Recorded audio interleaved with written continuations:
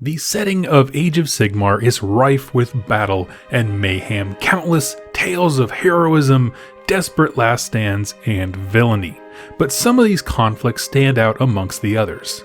They've become iconic and shaped the realms as we know them today. And that is going to be the subject of today's video, the most important battles within the Mortal Realms history. And this was suggested by one of my patrons, Michael H, over on Patreon. If you sign up at the Mega Boss level or higher on Patreon or become a YouTube member, you can ask a question, and every week I'll pick one from the suggestion pool and turn it into a video. So thank you, Michael, for all of your support. Now for this video, I picked 3 big battles, like 3 instances where the course of events changed dramatically.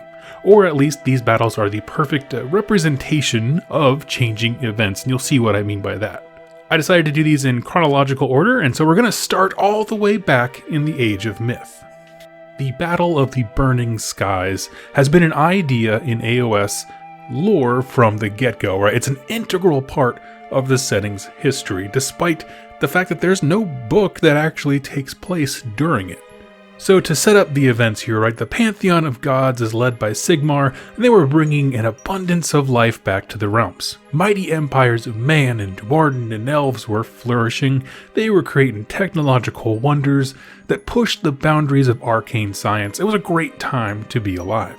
And all that was until the insidious nature of chaos caught wind of the mortal realms from their respective homes in the realm of chaos, and their hunger and greed for souls and worship and destruction enticed them.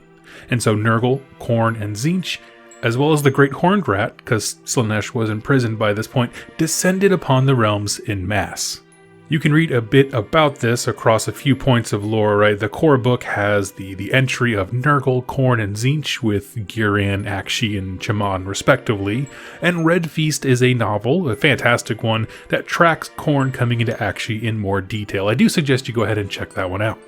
And when their forces or their influence hit the mortal realms, chaos caught like wildfire. Tribal folks warped their vague idols and deities, primal deities, and twisted them into the forms of the dark gods. Forests were corrupted, cities were leveled, empires turned into large, basically refugee camps on the run. It was an incredibly dark time. Now, in an attempt to kind of stem the tide of chaos, right, at least the growth of it, and maintained some semblance of order, Sigmar coordinated a decisive battle meant to break the back of these larger armies, and hopefully the one leading them, which was of course Archaon the Everchosen. This was set to be the Battle of the Burning Skies, a titanic engagement that pits the forces of the Dark Gods, all of them, because, even though Slaanesh isn't physically present, he still had followers and they were coming along, so everything chaos, against the combined might of the pantheon. So, for example, it's Sigmar, Grugni, Alariel, Nagash, Gorkamorka, Teclis, Tyrion, Malarian, and more, right? All the who's who of deities in the pantheon, and each of them has their own armies coming together for one big hoorah. This was to be the line in the sand moment that stops chaos. But what Sigmar did not see was just how fractured the pantheon he was leading had become. Nagash, god of undeath, had been scheming for ages. Even this early in the story, his was an ego that would bow to no man, and so the moment Sigmar took lead of the pantheon, plots were set in motion. Plots that ultimately included this battle. So Sigmar sends word about his plan to stand defiant against the combined might of chaos, and Nagash secretly has a new idea. Let chaos win this battle. Right? The pantheon will be in disarray, and the chaos forces will suffer such a loss at that right moment, Nagash can swoop in with his undead army and claim ultimate victory. We now know that even that far back, the Ossiarch Bone Reapers were on his mind. It was a project he had already set in motion. And honestly, it's not a super out there plan, right? If you're playing a 3-player game, you basically play Kingmaker, and that's exactly what he was doing. He's going to let the other 2 fight, and then he's going to come in and trounce one of them, whoever survives the encounter. It's not a terrible plan, it's just a very self-centered and arrogant one. So when the day came and the Battle of the Burning Skies began, Nagash was nowhere to be found. Over some time it dawned on Sigmar just what was happening. We don't have a lot of details about the actual, literal battle itself, but we do know a lot of the consequences that came out from it, the fallout, if you will. The forces of the Pantheon were crushed and shattered. All the Pantheon members became very disillusioned about their weak partnership with one another. Alarielle fell into a great depression and sorrow and retreated to Ghyran to hide and to weep for the lost. Gorkamorka left to go fight on his own. Sigmar lost Galmaraz in a deception by Tzeentch. In a fit of rage, he goes after Nagash, rampaging through Shyish, inadvertently freeing the original Ghoul King and making the Flesh Eater courts possible. But at a certain point he came to his senses, retreats, seeing that the day is lost, and he flees back to Azir and closes the gates leading to it. Nagash, however, made a miscalculation. Chaos was not broken by this assault and needed no respite. Archaon smashed through the legions of undead and struck Nagash down. This series of events and the aftermath from it sets up the entire opening of the game's lore. It makes the Age of Chaos possible, because the best warriors are smashed, the Pantheon is shattered, Sigmar's in hiding. A massively significant set of events that put the realms under the dark shadow where they now exist. Now the next battle I want to cover it's a bit unique on the list, as it's not a single battle, but it's more like a single offensive, or a coordinated strike, and that is the battle for the Allgates. Sigmar has come out of the realm of Azir with his new super weapon, the Stormcast Eternals. They found Alarielle and begun to make outposts in nearly every realm. The problem, going forward from this point, this is far after the Battle of the Burning Skies, is that Archaon, the Everchosen, has command of the 8 points, an incredibly strategic, important location, because it has a mind-blowingly large realm gates that go to every single realm. They're so large, in fact, they have their own title. They're called the Allgates. Entire armies can stand shoulder to shoulder and march through these, and Archaon uses this to direct his troops and reinforcements and supply lines. It's what makes the chaos influence happen.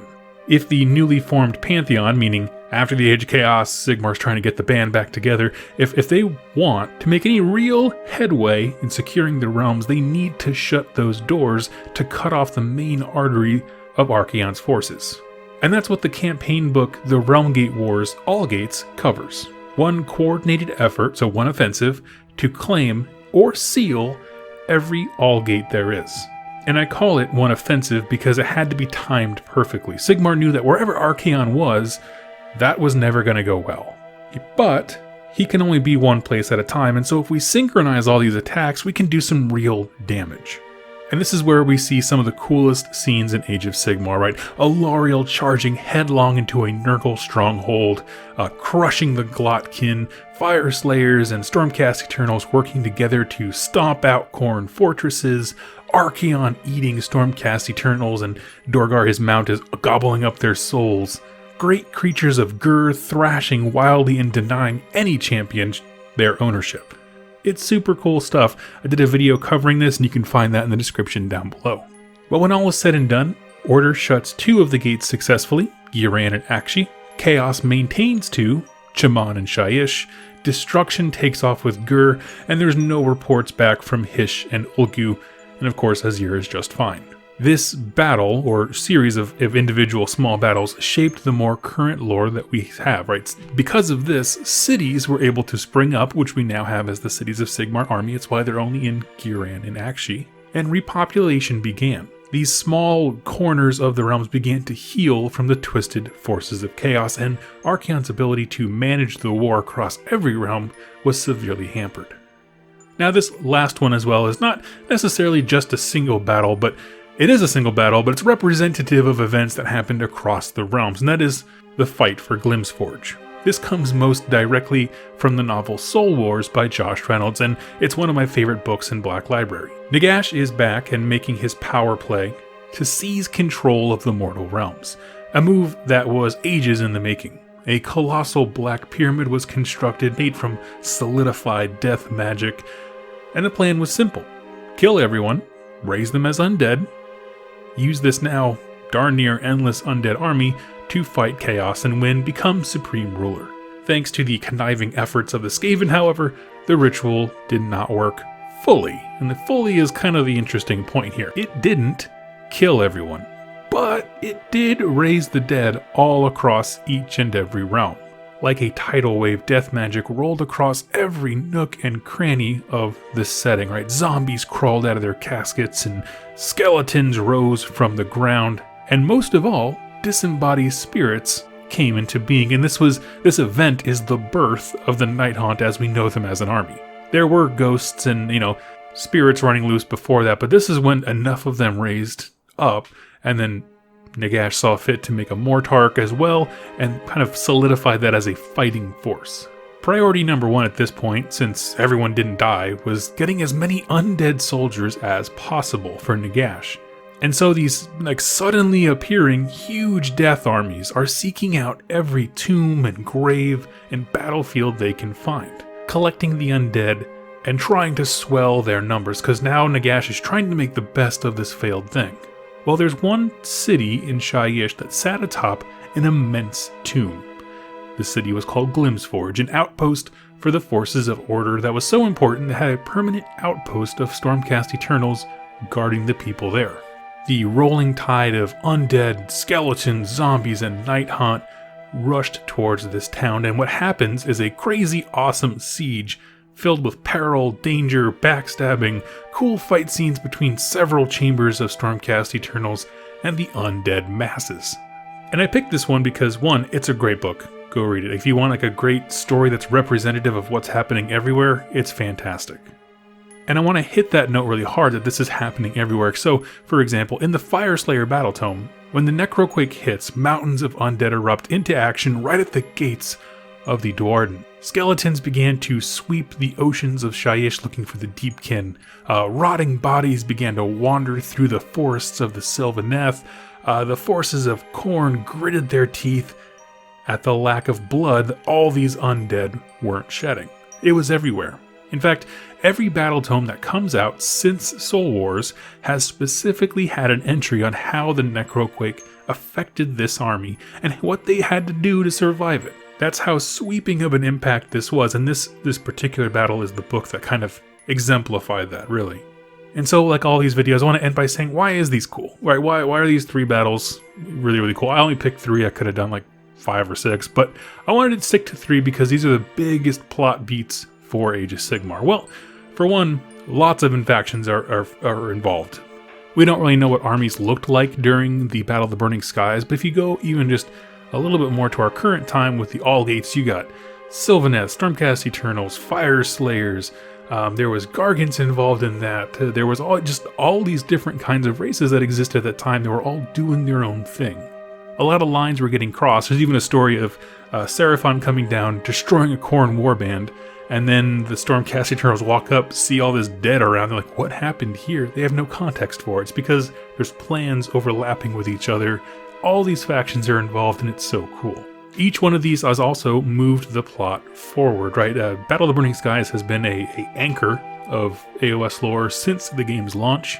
The Allgates has had real consequences in terms of the fact that now Cities of Sigmar exists in the 2 realms that were shut off from Archaon. And as I mentioned in the last one, as far as the Battle of Glimsforge and the Necroquake, that's been in every single battle tome since. And they all demonstrate the different story beats. So for example, Battle of the Burning Skies, chaos is supreme.